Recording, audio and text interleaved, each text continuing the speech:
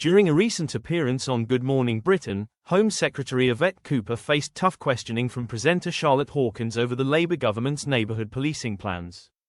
Although her husband, Ed Balls, co-host of the show, was present in the studio, he stayed out of the discussion as Hawkins took the lead in pressing Cooper on key issues surrounding law enforcement funding and recruitment. Cooper initially spoke with optimism about Labour's pledge to increase the number of serving police officers and reinvest in local policing.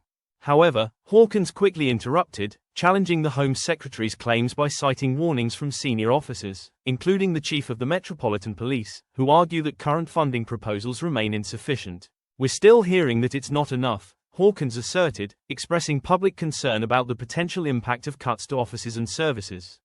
In response, Cooper acknowledged rising crime rates, including a more than 50% surge in street and shop thefts.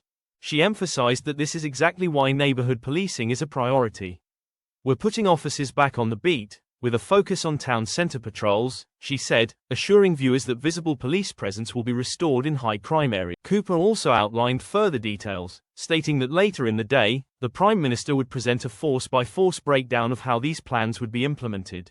Additionally, she promised that residents would have access to a named, contactable officer for their area, someone they could reach directly for local concerns. The plan also includes enhanced patrols during peak hours for antisocial behavior, tougher regulations against street and shop theft, and stricter measures against off-road bikes, which Cooper called both dangerous and frustrating for communities. Another pressing issue addressed by Hawkins was the controversial report that West Yorkshire Police had restricted white applicants in an attempt to boost diversity. Cooper responded firmly, stating that all police recruitment must be fair and focused on hiring the best candidate. She confirmed that the West Yorkshire arrangements have been reviewed by the Independent Inspectorate and deemed compliant with fair hiring practices. "Encouraging more applications from underrepresented groups is important," Cooper said, "but the final decisions must always ensure we get the best talent to serve our communities." Despite the pressure, Cooper remained composed, defending the Labour Party's crime strategy while promising transparency and community-focused solutions.